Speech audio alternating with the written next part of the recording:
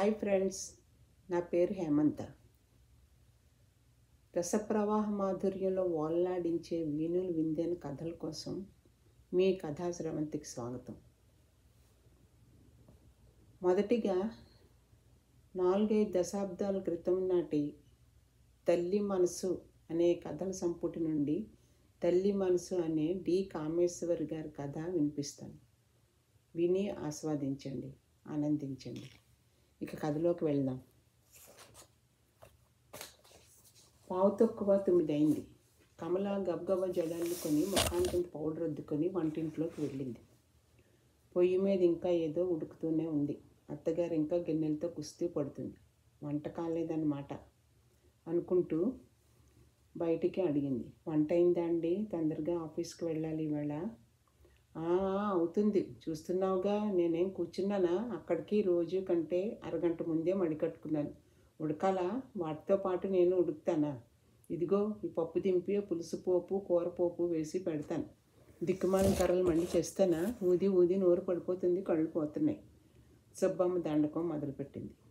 ఈ భాగవతం రోజు వినేదే కనుక కమల ఆ మాటలు వినకుండా పీట వాల్చుకొని కంచం పెట్టుకుని మజ్జిగ గిన్నె దగ్గర పెట్టుకుంది. ఎంతవరకు అయితే అదే పెట్టేయండి, 9:30 కల్లా అక్కడ ఉండాలి నేను, ఇన్స్పెక్షన్ ఉంది. ఉదయమే చెప్పింది తొందరగా వెళ్ళాలని. అయినా ఆవిడకేం లెక్క. ఉండవే, అలా కాళ్ళకి నిప్పులు పోస్తే అలా చేస్తాను అంటూను పప్పులో ఇంకా ఉప్పు వేసి కుమ్మి అదే ఇంకా కంచంలో పడేసింది. తీర్థానికి తీర్థం, ప్రసాదానికి ప్రసాదం లాంటి పులుసు కాస్త ఓ గిన్నెలో పోసింది. ఉమ్మగిలిన అన్నం ఇంత పడేసింది కంచంలో. కూర అవనీయవు, ఏం ఉద్యోగాలో, నువ్వే చేస్తున్నట్టు నేను చింతకాయ పచ్చడి వేయినా? అదో ఇంత ముద్ద పడేసింది సుబ్బమ్మ. కమల దేనికి జవాబు ఇవ్వకుండా ఊదుకుంటూ ఇంత పప్పు అన్నం కలుపుకొని తిని మజ్జిగ వేసేసుకుంది. అయ్యో రాత, ఏమిటి ఆ తిండి? సుబ్బమ్మ నోరు బాగుతూనే ఉంది. కమలకి ఇదేం కొత్త కాదు. ఆ ఇంట్లో ఏనాడో చెవుల్లో నోరు మూసుకోవడం అలవాటైంది కమలకి. ఇదేం కొత్త? రోజు ఆఫీస్ వెళ్ళే వేళకి ఇంత వండి కంచంలో పెట్టడానికి ఆప్సాపాలు పడుతుంది అత్తగారు. అక్కడికి కూరలు తరిగిస్తుంది, బియ్యం కడిగిస్తుంది, మజ్జిగ తిప్పుతుంది, గిన్నెలు కడిగి లోపల పెడుతుంది. అన్నీ పొయ్యి దగ్గర అమరిస్తే ఆ కాస్త వంట వండడానికి పెద్ద కష్టపడిపోతున్నట్టు మాట్లాడుతుంది. ఆవిడ మడికి పనికిరాదని ఊరుకోవడం కానీ ఈ మాత్రం వంట అరగంటలో వండి తిని ఆఫీస్కి వెళ్ళగలదు తను. రోజు ఇలాంటి భోజనం అలవాటే. ఉడకని పప్పు, ఉమ్మగిలిన అన్నం, కాగని పులుసు, ఏదో ఇంత నోట్లో పడేసుకుని ఆదరా ఆఫీసుకి పరిగెత్తడం తనకి ఆయనకి అలవాటే రోజు. ఈ తిండితో సాయంత్రం ఆఫీస్ నుంచి ఇంటికి వచ్చేసరికి తోటకూర కాడల్లా వాడిపోవడము అలవాటే. మధ్యలో అక్కడ తాగేది ఒక కప్పు కాఫీ.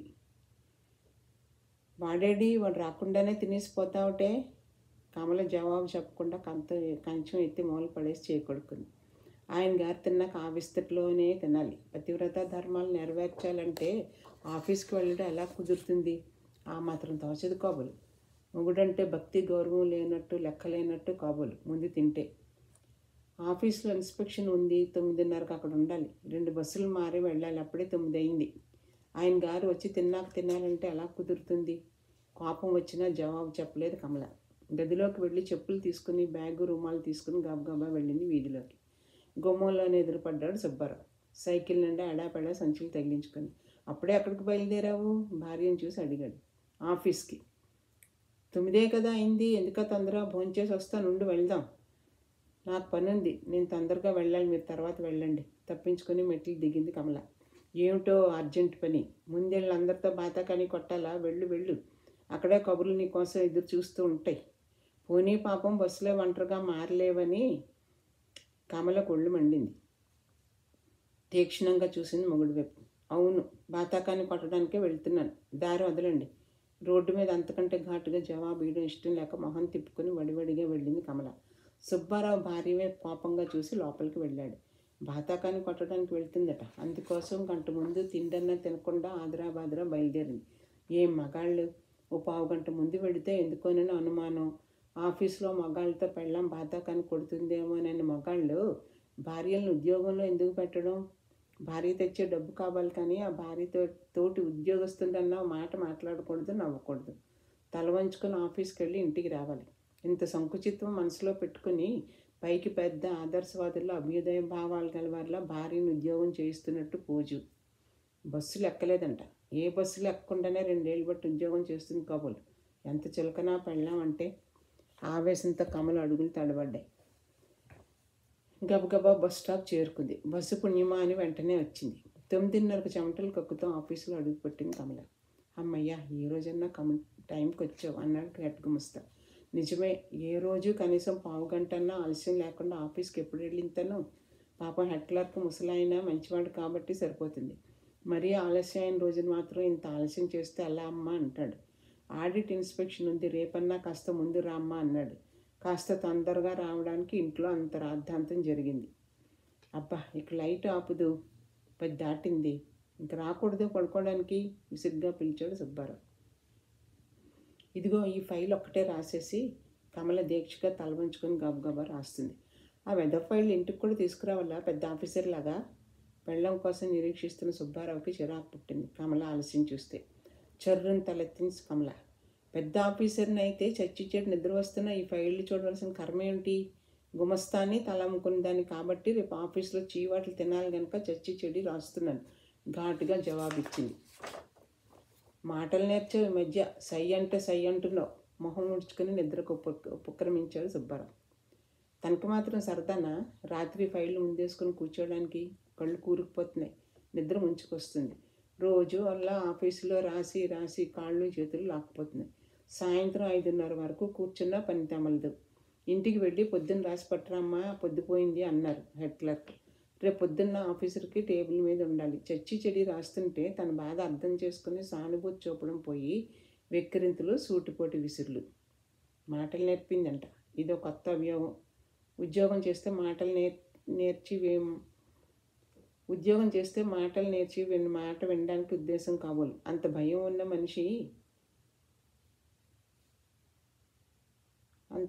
ఉన్న మనిషి ఉద్యోగం మానిపించి మాట వినేటట్టు చేసుకోవచ్చుగా. 150 రూపాయలు చేయదా, ఎందుకు మానిపిస్తారు? కమల కోపంగా అనుకుంది. కమలకి ఈ మధ్య అస్తమానం కోపం వస్తుంది. ఏమిటో అంతా చిరాకు, ఎందుకో ఎవరి మీదో కోపం, ఒకటే నీరసం. ఏం తినాలనిపించదు, తిన్నది ఏమడదు. ఆఫీస్లో ఉన్నంతసేపు ఒకటే నిద్ర. నడుస్తుంటే కళ్ళు తిరిగి రోడ్డు మీద పడిపోతుందేమో అనిపించేంత నీరసం. అయినా ఆఫీస్కి వెళ్ళక తప్పడం లేదు.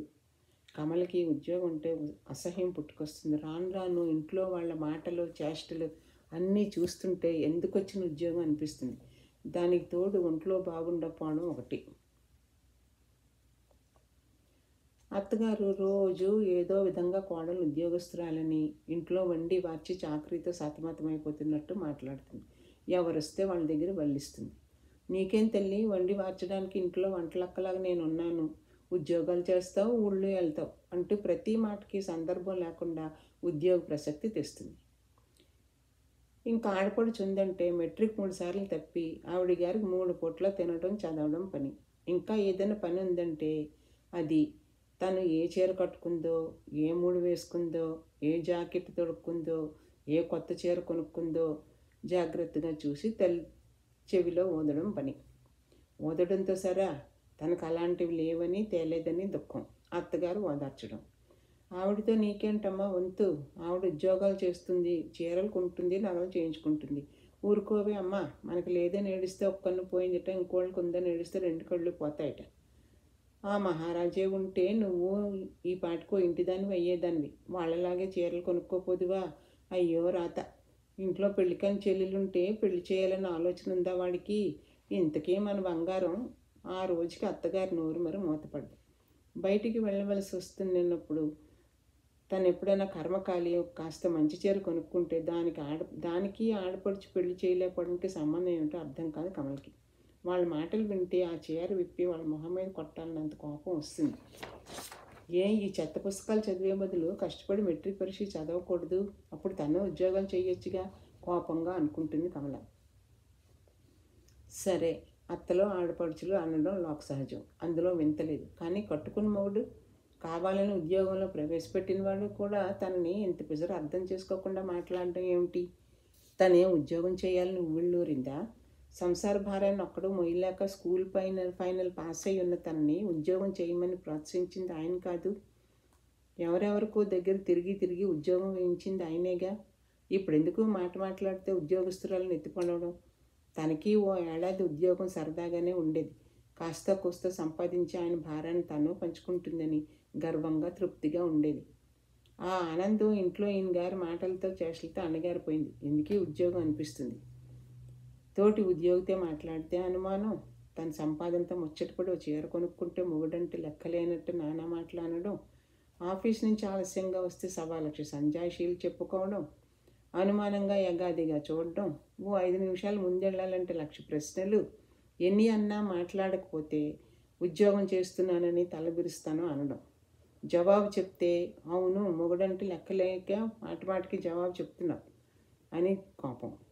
ఒక 10 రూపాయలు జీతం నుంచి ఖర్చు పెడితే ఇది మాత్రం నాకెందుకు, నీ సంపాదన నీ ఇష్టం, నాకెందుకు అని డబ్బు పుచ్చుకోకుండా తనేదో ఘోరాపరాధం చేసినట్టు క్షమాపణలు చెప్పించుకోవడం.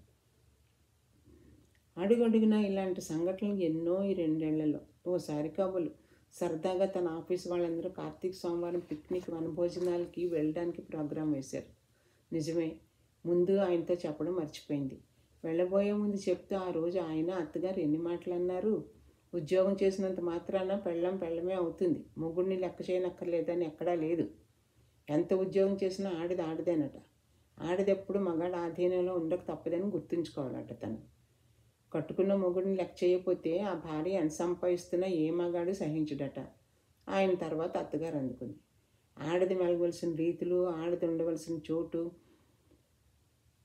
వల్లించి వాళ్ళ కాలంలో వాళ్ళ మొగుళ్ళంటే ఎంత భయభక్తులతో మెలిగేవారో, ఎలా గడగడలాడేవారో వర్ణించి, మొగుడంటే ఎంత లెక్కలేకపోవడం ఎక్కడా చూడలేదని బుగ్గలు నొక్కుని, దానికి అలసిచ్చి నెత్తినెక్కించుకున్నావు అనుభవించు అంటూ కొడుక్కి మరింత పుర్రెక్కించింది. ఆ రోజు ఎన్నడూ రానంత కోపం వచ్చింది కమలకి.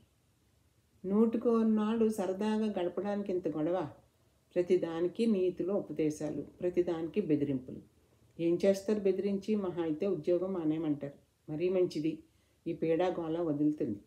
హాయిగా ఆనందంగా ఒకరోజు గడిపే అవకాశాన్ని ఈ మాత్రం దానికి ఎందుకు వదులుకోవాలి? కమల నీతులు వల్లిస్తున్న తల్లి కొడుకుల్ని వదిలి వెళ్ళిపోయింది. కమలకి తెలుసు ఇవన్నీ ఉత్తిత్తి బెదిరింపులు, ఉద్యోగం మానవనలని. అలాగే జరిగింది. అట్నుంచి వచ్చాక సుబ్బారావు వారం రోజులు మాటలు మానేయడం మినహా మరేం అనలేదు. ఇవన్నీ ఓ ఎత్తు. 3 నెలల నుంచి తన ఒంట్లో బాగులేని సంగతి సుబ్బారావుకి తెలియని సంగతి కాదు. అయినా కమల పరిస్థితి అవస్థ చూస్తూ కూడా చూడనట్లు నటిస్తున్న మొగుడిని చూస్తుంటే కమలకు పట్టరాని కోపం వస్తుంది. కమల ఒంట్లో బాగాలేదు, కొన్నాళ్ళు సెలవు పెట్టు అంటే తను ఎంత సంతోషించేది. అదేం లేకపోగా మరీ నీరసం అనిపించి ఉద్యోగం చేయలేని అనిపించి తనంతట తనే అంది. సుబ్బారావు వింత సంగతి విన్నంత ఆశ్చర్యం నటించాడు. ఉద్యోగం మానేస్తావా? ఈ మాత్రానికి ఉద్యోగం మానేస్తావా? మీ ఆడవాళ్ళకి ఏమీ పని లేకపోతే ఉద్యోగం ఏమిటి? ఏ కాస్త కష్టానికి ఓర్చుకోలేరు. ఈనాటికి నువ్వే పిల్లల్ని కనబోతున్నట్టున్నావు, ఎంత హడావుడి చేస్తున్నావు అని ముందు కాస్త విసురుగా మాట్లాడాడు. తన మొహం చూసి చెప్పును సర్దుకొని శాంతంగా నచ్చ చెప్పడం ఆరంభించాడు. కమల, ఈ ఉద్యోగం వదిలేస్తే కావాలన్నప్పుడు మళ్ళీ దొరుకుతుందా చెప్పు? ఈ ఉద్యోగం కోసం ఎన్ని చోట్ల ప్రయత్నం చేసినా మర్చిపోయావా? ఆ వేళటికి ఎలాగో మెటర్నిటీ లీవ్ ఉంటుంది, ఉద్యోగం మానేస్తే ఎలా చెప్పు? ఎంతో ప్రేమగా అన్నాడు. కమల ఏమంటుంది? ఇంటి పరిస్థితి తెలియని కాదు. తను ఉద్యోగం లేకముందు అవస్థలు గుర్తొచ్చి ఆ మాట నిజమే అనిపించింది. తర్వాత మళ్ళీ సుబ్బారావు దగ్గర అన్నాడు తన ఆరోగ్యం సంగతి ఎత్తలేదు కమల. ఇన్నాళ్ళు ఎలాగో గడిచిపోయావు రోజులు. కానీ బాబు పుట్టాక ఉద్యోగం చేయాలంటే కమల మనసంతా చంటివాడిని వదిలి వెళ్ళడానికి ఒప్పుకోవట్లేదు. అస్సలు ఉద్యోగంలో చేరేటప్పుడు పిల్లలు పుట్టే వరకు ఇంట్లో ఊరికినే కూర్చుని ఏం చేస్తావు? అమ్మ జానకి ఉండనే ఉన్నారు పని చూసుకోవడానికి అన్నాడు సుబ్బారావు. ఆ మాట నిజమే కనుక అప్పుడు ఉద్యోగం చేయడానికి తనకేం అభ్యంతరం కనపడలేదు. కానీ ఇప్పుడు బాబు పుట్టాడు. 1 నెల రోజులు మాత్రమే ఇంటి పట్టున ఉంది కమల. ఎలాగండి బాబుని వదిలి ఆఫీస్కి వెళ్ళడం? పొద్దున వెళ్ళిన దాన్ని సాయంత్రం వరకు ఎలా వదిలి ఉండడం?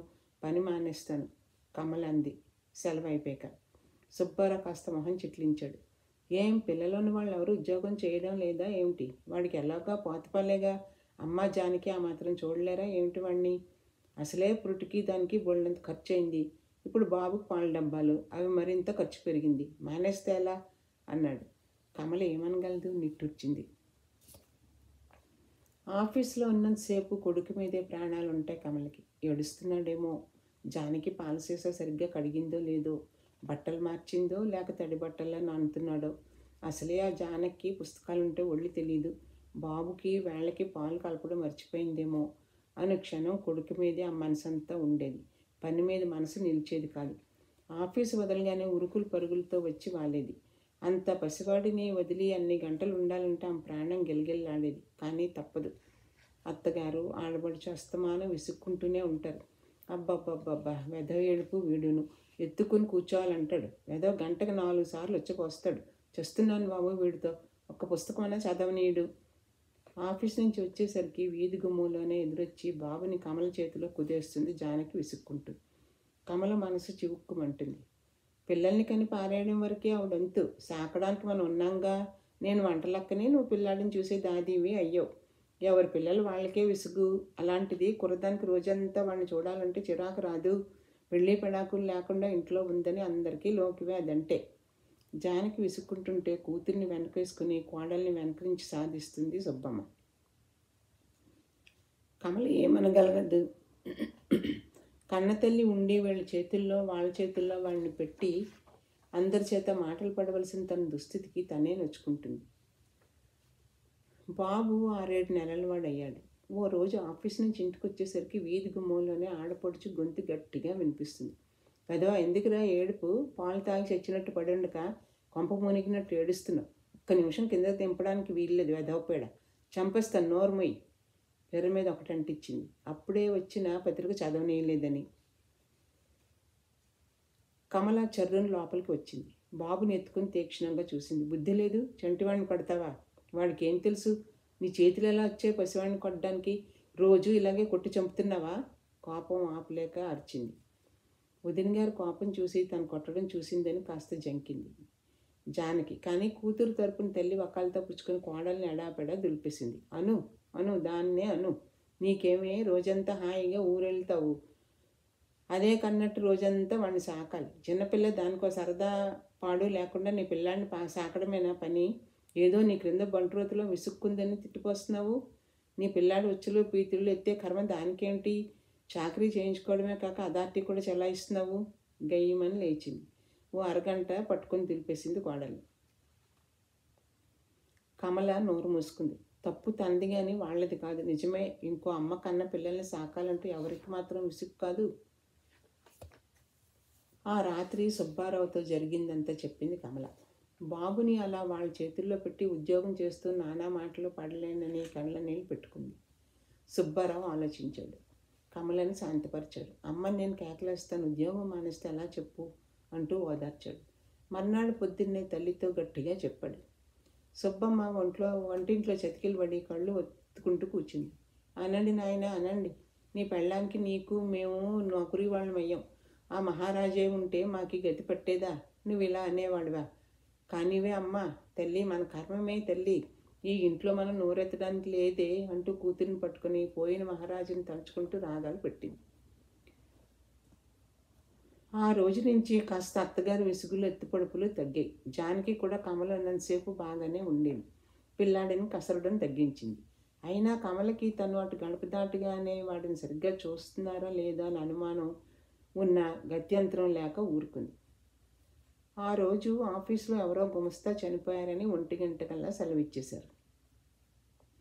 ఎండలో చెమటలు కక్కుతూ వచ్చింది కమల. వీధి కొసకే బాబు ఏడుపు ఇలా తారస్థాయిలో వినిపిస్తుంటే ఎందుకు ఏడుస్తున్నాడో అనుకుంటూ గమగమా నడిచింది కమల. గుమ్మంలో అడుగు పెడుతుండగానే ఉయ్యాల్లో బాబు ఉక్కపట్టి ఏడుస్తున్నాడు. గబాల బాబు దగ్గరికి ఉరికింది కమల. ఎంతసేపటి నుంచి ఏడుస్తున్నాడో కానీ బాబు మొహం అంతా తడిసిపోయి ఎర్రబడిపోయింది. ఏడ్చి ఇంక ఏడవడానికి ఓపిక లేనట్టు కమలను చూడగానే చేతులు చాపాడు 9 నెలల బాబు. గబుక్కుని ఎత్తుకుని గుండెలు కదుముకుంది కమల. జానకి కోసం చూసింది. ఎందుకు ఏడుస్తున్నాడో కారణం తెలియక అత్తగారిని అడగడానికి వంటింట్లోకి వెళ్ళింది. ఆ రోజు ఏదో ఉపవాసం ఉండి అప్పుడే సుబ్బమ్మ ఇంత చలివిడి అరటిపళ్ళు వడపప్పు వగైరా చుట్టూ పెట్టుకొని పలహారం చేస్తుంది. కోడలను చూడగానే కాస్త గతుక్కుమంది. వచ్చావా? కిందకి దింపడానికి లేదు, నేను మడి కట్టుకున్నాను. జానకి పక్కింటికి వెళ్ళింది. పాలా? ఇప్పుడేం పాలు? 12ంటికి పట్టలేదా? ఆశ్చర్యంగా అడిగింది కమల. తను ఆఫీస్కి వెళ్ళేటప్పుడు 9ంటికి పట్టి వెళుతుంది. తర్వాత 12ంటికి మళ్ళీ అదే టైము. లేదే, అప్పుడు పడుకున్నాడు, పుస్తకాలు తెచ్చుకొస్తానని వెళ్ళింది. ఎంతకీ రాదు, ఇదిగో ఈ పలహారం కాస్త తిని మైలు పడదామని అనుకున్నాను, రానే వచ్చావు, నిర్వికారంగా అంది సుబ్బమ్మ. కమల నోట మాట రాకుండా నిలబడిపోయింది. 9ంటికి తాగిన పాలు దగ్గర దగ్గర 2 అవుతుంది. అంటే బాబు ఎంత లేదన్నా గంట నుంచి ఆకలికి ఏడుస్తున్నాడు అనమాట. కడుపు తరుక్కుపోయింది కమలకి. కమల తల తిరిగిపోయింది. పసివాడు ఆకలికి ఏడుస్తుంటే ఎంత నిశ్చితంగా కూర్చుని పలహారం చేస్తుంది. రోజు ఇలాగే ఆకలికి అలమటిస్తుంటే వాళ్ళకి తోచినప్పుడు ఎప్పుడో పాలు పడుతున్నారనమాట. దుఃఖం పొంగి పొర్లింది కమలకి. తనని తనే తిట్టుకుంది. భుజం మీద నిస్త్రాణం వచ్చినట్టు వాలిపోయిన బాబుని గుండెలకు అదుముకుంది. ఆ క్షణాన కమలకి అత్తగారి మీదే కాదు, మొగుడి మీదే కాదు, తన మీదే కాదు, అందరి మీద, ఈ ప్రపంచం మీద, మనుషుల మీద చెప్పలేని ఆవగింపు కలిగింది. అత్తగారిని ఆవిడ తింటున్న చలిమిడి ముద్దలా చేసి మింగాలనిపించింది. బాబుకి పాలు కలుపుతుంటే అలా చెంపలంబడిని కారిపోతున్న కన్నీటిని తుడుచుకునే ప్రయత్నం చేయలేదు కమల. ఆ రాత్రి కమల ఖచ్చితంగా సుబ్బారావుతో చెప్పింది. ఇంకో అమ్మ కన్నబిడ్డల సుఖాల కోసం నా కన్నబిడ్డని బలిపెట్టుకునేంత త్యాగాలు చేయడం నా వల్ల కాదు. నేను మీకేమన్నా చేయగలిగిన సహాయం అంటూ ఉంటే అది నా వంతు తిండి ఒక పూట మానడం మినహా నేనేమీ చేయలేను. బాబు పెద్దవాడయ్యే వరకు మళ్ళీ ఉద్యోగం ప్రసక్తి నా దగ్గర తేకండి, ఖచ్చితంగా చెప్పి పిల్లాన్ని తీసుకుని వెళ్ళిపోయింది. ఇది కథ ఫ్రెండ్స్. మీకు నచ్చితే ఒక లైక్ చేయండి.